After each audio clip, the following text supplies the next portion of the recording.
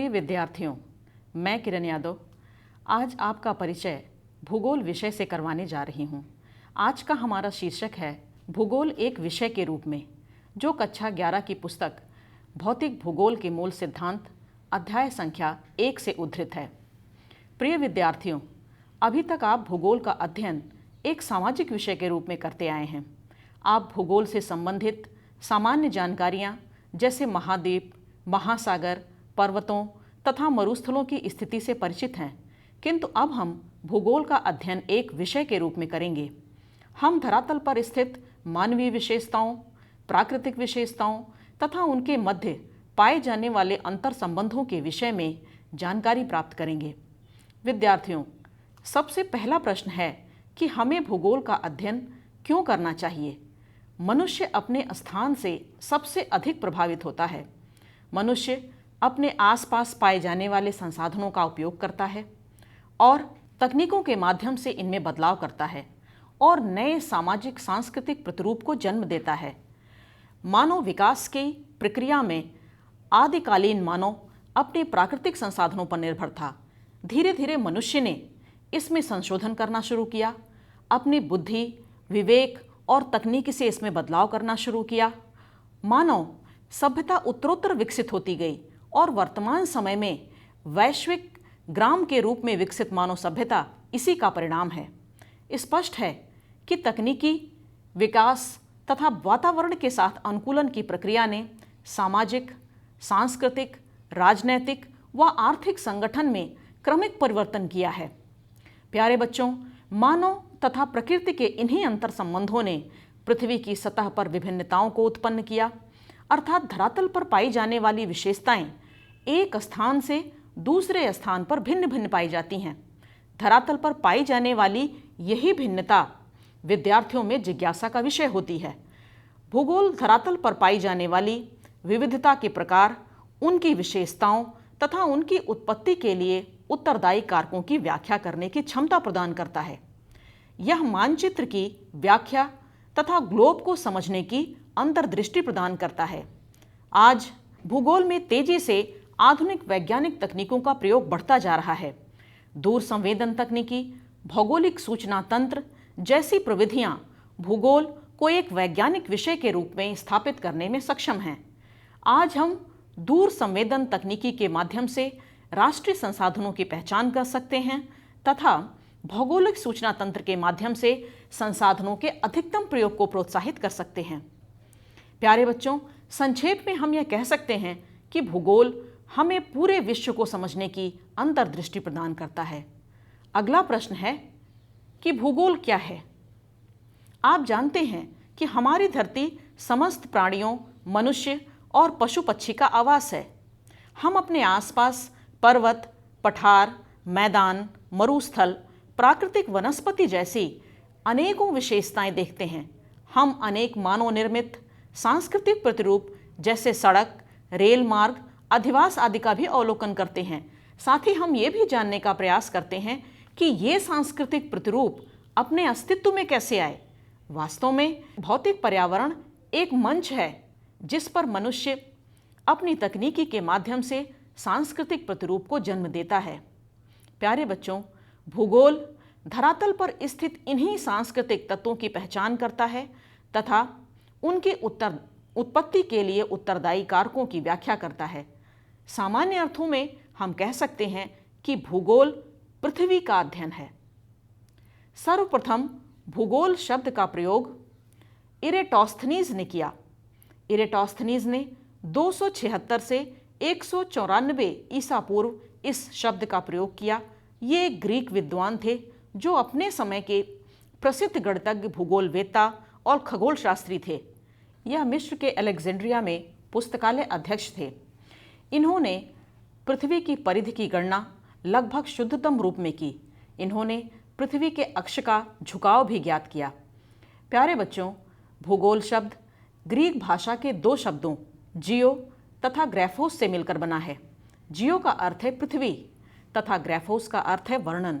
दोनों शब्दों को एक साथ मिलाने पर इसका अर्थ बनता है पृथ्वी का वर्णन। अधिकांश विद्वान भूगोल को मानव निवास के रूप में पृथ्वी का वर्णन के रूप में परिभाषित करते हैं। प्यारे बच्चों, हमें अपने आसपास भौतिक तथा सांस्कृतिक तत्वों में अनेक प्रकार की विभिन्नता देखने को मिलती है। प्यारे बच्चों, इसलिए भूगोल को क्षेत्रीय विभिन्नता का अध्ययन करने वाला विषय मानना तार्किक लगता है।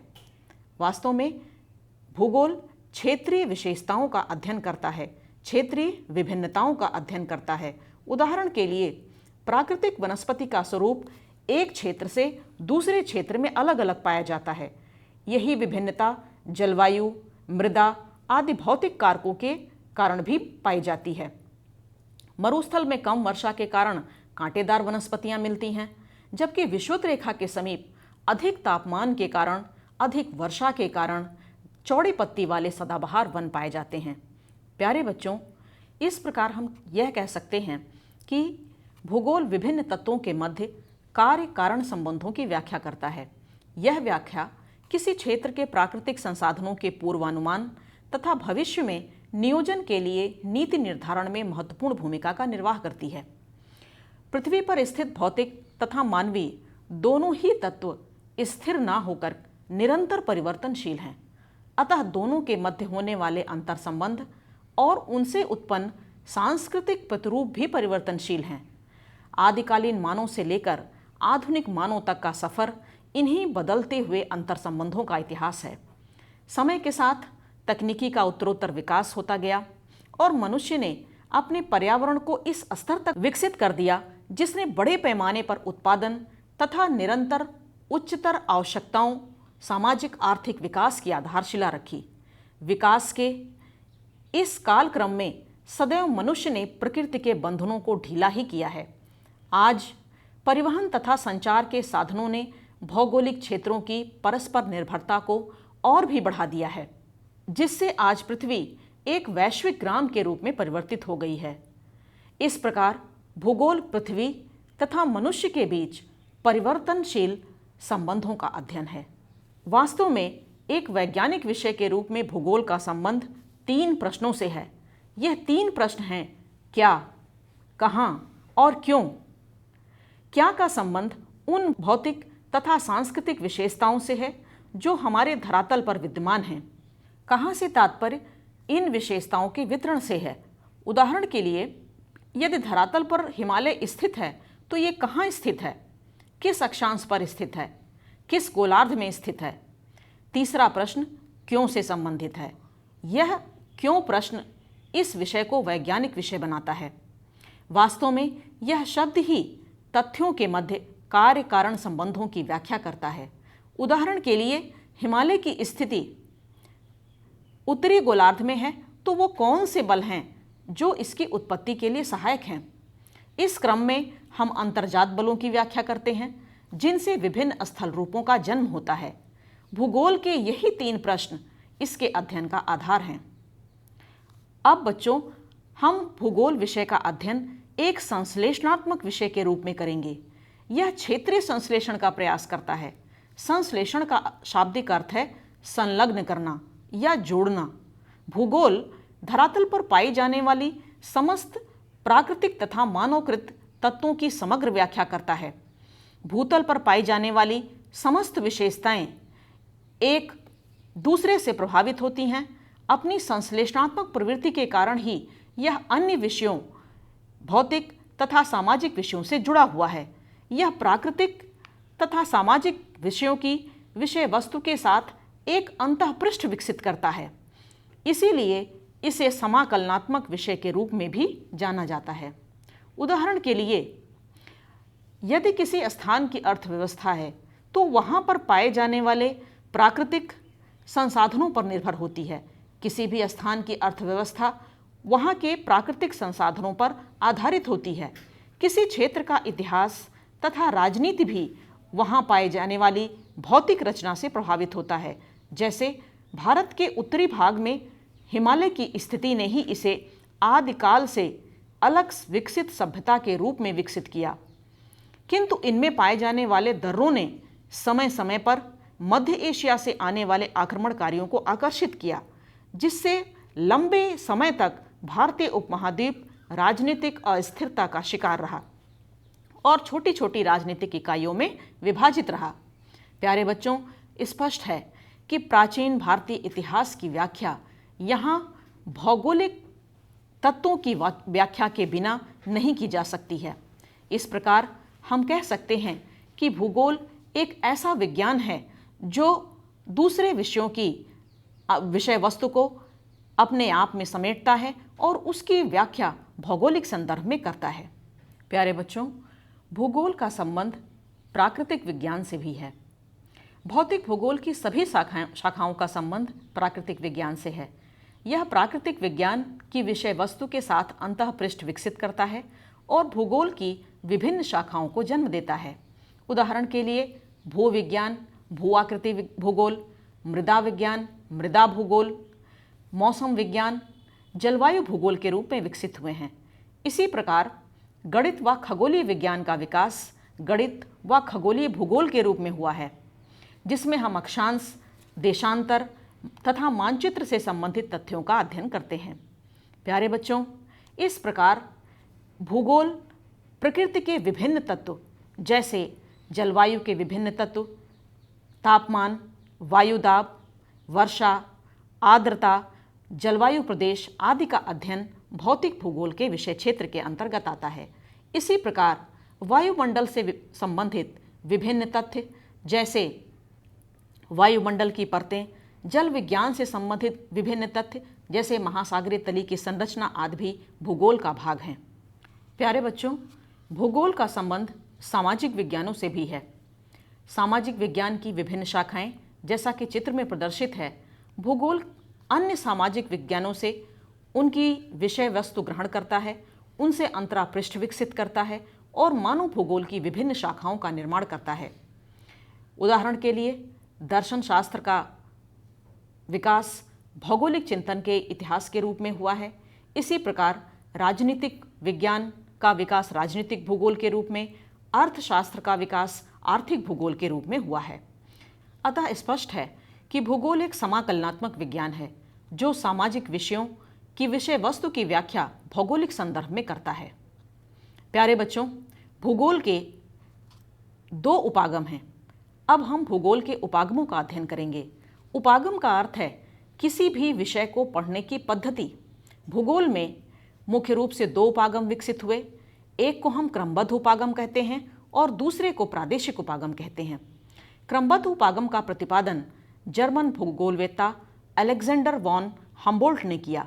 यह उपागम किसी एक भौगोलिक तत्व के आधार पर क्षेत्र के अध्ययन पर जोर देता है। उदाहरण के लिए यदि हम किसी देश या राज्य की जलवायु का अध्ययन करना चाहते हैं तो इस प्रकार का अध्ययन क्रमबद्ध उपागम के अंतर्गत सम्मिलित किया जाता है। इस अध्ययन में हम जलवायु के अन्य तत्व जैसे तापमान, वर्षा, आर्द्रता, वायुदाब, वायु की दिशा तथा तीव्रता आदि सभी तत्वों को शामिल करते हैं। यदि हम भारत की जलवायु और उससे संबंधित तत्वों का भौगोलिक अध्ययन करते हैं तो यह क्रमबद्ध उपागम का उदाहरण है। प्यारे बच्चों, प्रादेशिक उपागम दूसरा उपागम है। इसका प्रतिपादन एक दूसरे जर्मन भूगोलवेत्ता कार्ल रिटर द्वारा किया गया। यह उपागम किसी क्षेत्र के सभी भौगोलिक तत्वों के अध्ययन पर बल देता है। उदाहरण के लिए यदि हम किसी राज्य जैसे राजस्थान का भौगोलिक अध्ययन करना चाहते हैं तो प्रादेशिक उपागम अगर हम उसमें प्रयोग कर रहे हैं तो प्रादेशिक उपागम के अंतर्गत हमें वहाँ की स्थिति, जलवायु, वितरण, प्राकृतिक वनस्पति, भू आकृति आदि सभी भौगोलिक विशेषताओं का अध्ययन करना होगा। प्यारे बच्चों, अब हम भूगोल की शाखाओं का अध्ययन करेंगे। हम भूगोल की शाखाओं को क्रमबद्ध उपागम के आधार पर दो भागों में बांटते हैं, भौतिक भूगोल और मानव भूगोल।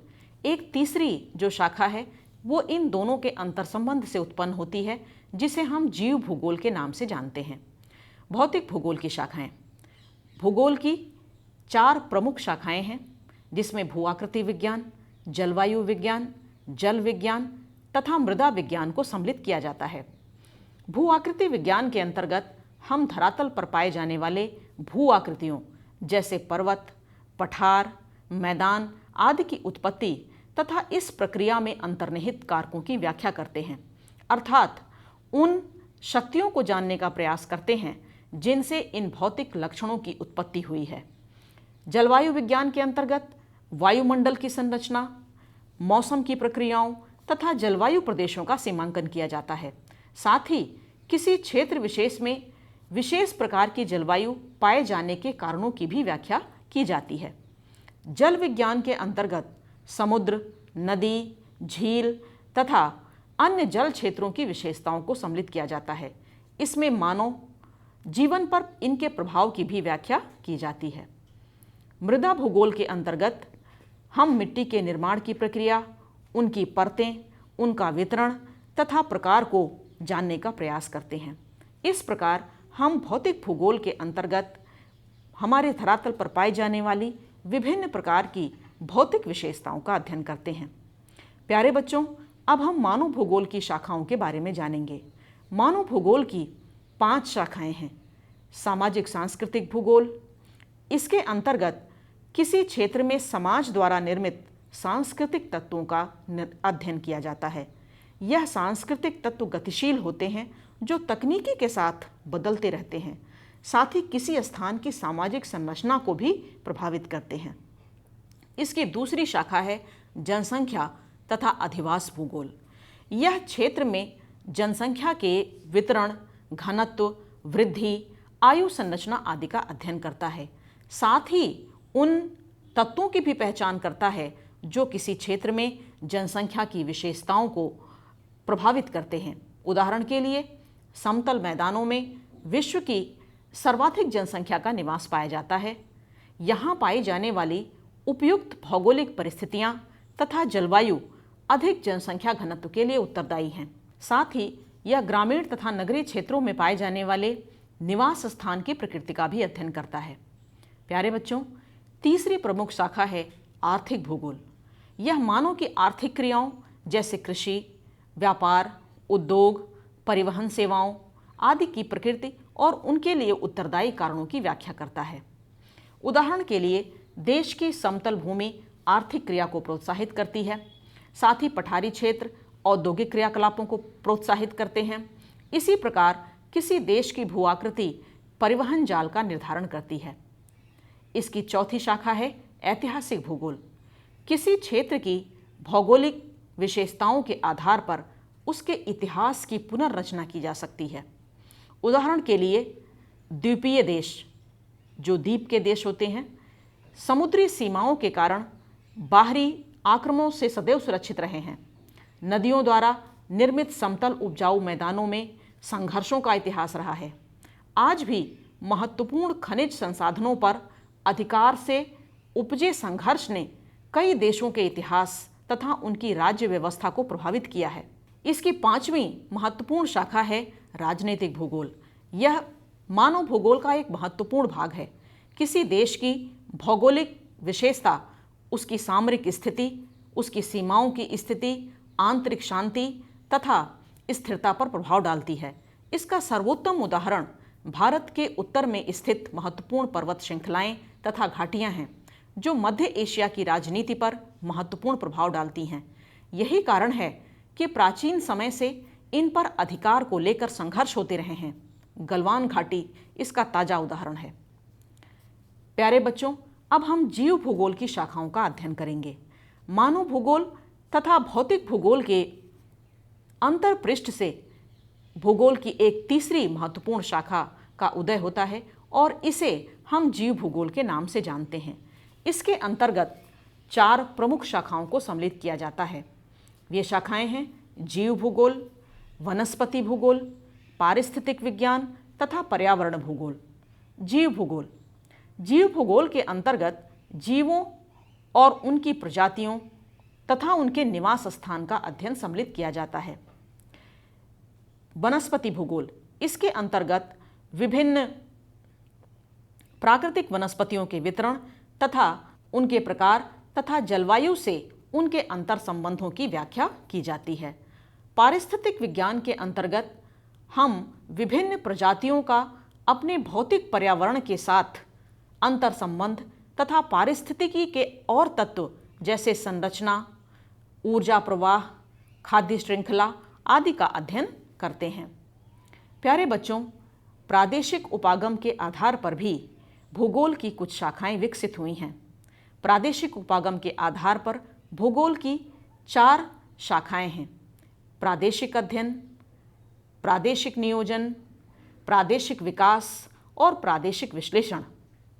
प्रादेशिक उपागम पर आधारित उपरोक्त शाखाएं क्षेत्र को वृहद स्तर, मध्यम स्तर तथा लघु स्तर में विभाजित करती हैं।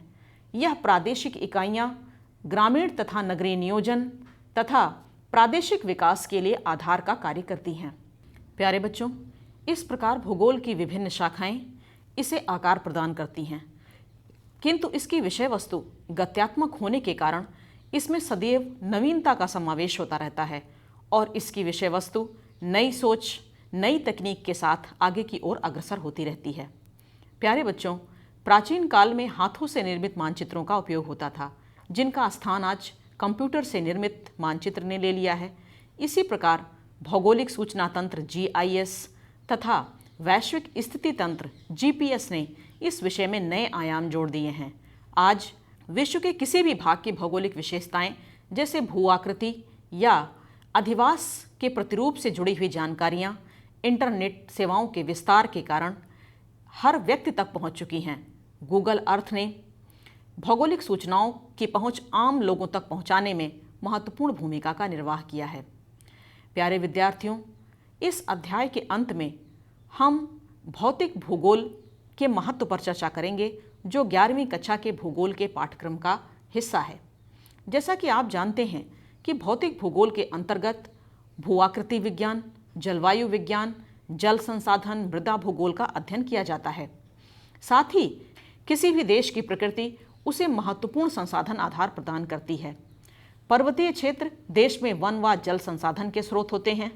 समतल उपजाऊ मैदान किसी भी देश की जनसंख्या के भरण पोषण में सहायक होते हैं। पठारी क्षेत्र खनिजों के स्रोत होते हैं, जिनसे औद्योगिक अर्थव्यवस्था को बल मिलता है। तटीय क्षेत्र वाणिज्य व्यापार में सहायक होते हैं। साथ ही महासागरीय संसाधनों के दोहन तथा सामरिक सुरक्षा के दृष्टिकोण से भी महत्वपूर्ण होते हैं। इस प्रकार देश की जलवायु उस देश की महत्वपूर्ण सामाजिक सांस्कृतिक विशेषताओं को प्रभावित करती है।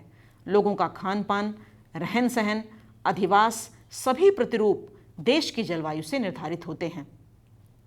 मृदा देश का महत्वपूर्ण संसाधन है, जिस पर देश की जनसंख्या के भरण पोषण की जिम्मेदारी है। स्पष्ट है कि किसी देश की सामाजिक, आर्थिक, राजनीतिक, सामरिक विशेषताएं उस देश की भौगोलिक विशेषताओं से प्रभावित होती हैं। यही कारण है कि आज विशाल क्षेत्रफल वाले राष्ट्र जो भौगोलिक संपदा में धनी हैं, वही विश्व राजनीति को प्रभावित कर रहे हैं। प्यारे बच्चों, इस अध्याय के अंत में हम विश्व पर्यावरण संकट पर चर्चा करेंगे। वर्तमान समय में मनुष्य प्राकृतिक संसाधनों का तेजी से दोहन कर रहा है। जो प्राकृतिक संसाधन आधार हैं, उनका अंधाधुंध शोषण हो रहा है, जिससे वैश्विक पारिस्थितिक समस्याएं उत्पन्न हो रही हैं। प्यारे बच्चों, प्राकृतिक संसाधन अब समाप्ति के आधार पर हैं और उनका वितरण भी असमान है। न केवल पर्यावरण संबंधी बल्कि अनेक सामाजिक सांस्कृतिक समस्याएं भी उत्पन्न हो रही हैं। अतः प्यारे बच्चों, आज के समय में आवश्यकता इस बात की है कि हम प्रकृति और मानव के बीच इस प्रकार का अंतर संबंध स्थापित करें जिससे पर्यावरण का विनाश ना हो, जिससे प्राकृतिक संसाधनों की रक्षा हो सके, सामाजिक आर्थिक विषमताओं को कम किया जा सके और एक सुंदर पृथ्वी के स्वप्न को साकार किया जा सके। प्यारे बच्चों, भूगोल का अध्ययन हमें सतत पोषणीय विकास की प्रेरणा देता है और यही भूगोल के अध्ययन का मुख्य उद्देश्य होना चाहिए। धन्यवाद।